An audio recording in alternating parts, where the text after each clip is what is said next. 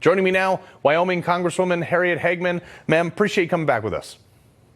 Thank you for having me. Before I get on to this, your weaponization committee stuff, I want to ask, am I asking too much for people to ask and justify why they want the money from the taxpayers?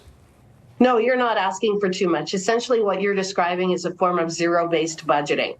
And it's something that when I ran for office a couple of years ago, I talked about it extensively. You're exactly right. Why shouldn't the EPA have to come in and justify their spending? And in addition to which, why don't they have to defend the spending that they've already done? The wasteful spending that we see in this federal government is absolutely off the charts.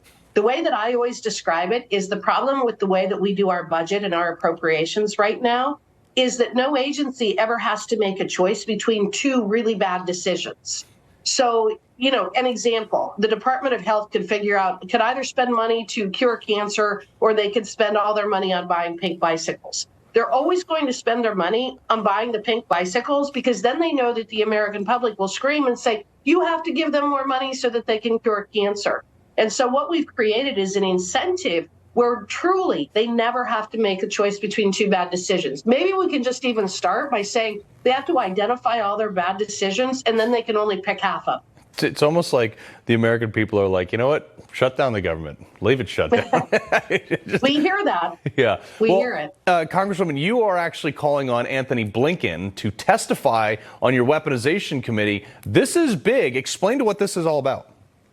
Well, what this comes from is it relates to the letter that Jim Jordan sent last week related to the fact that we now know that Anthony Blinken, when he was working on the Biden campaign, he was involved with the decision of those 51 former intelligence officials to write the letter in October of 2020 saying that the Hunter laptop appeared to be a classic case of Russian disinformation. So you have to start asking the questions. And the question that I'm asking is, how, as Secretary of State, is he representing America's interests when he knows that his boss is as compromised as Joe Biden is? We've got the Biden crime family that's being exposed. You just had Representative Anna Paulina Luna on. She talked about what we're finding with the Oversight Committee. We're finding additional information with the Judiciary Committee and the Weaponization Committee.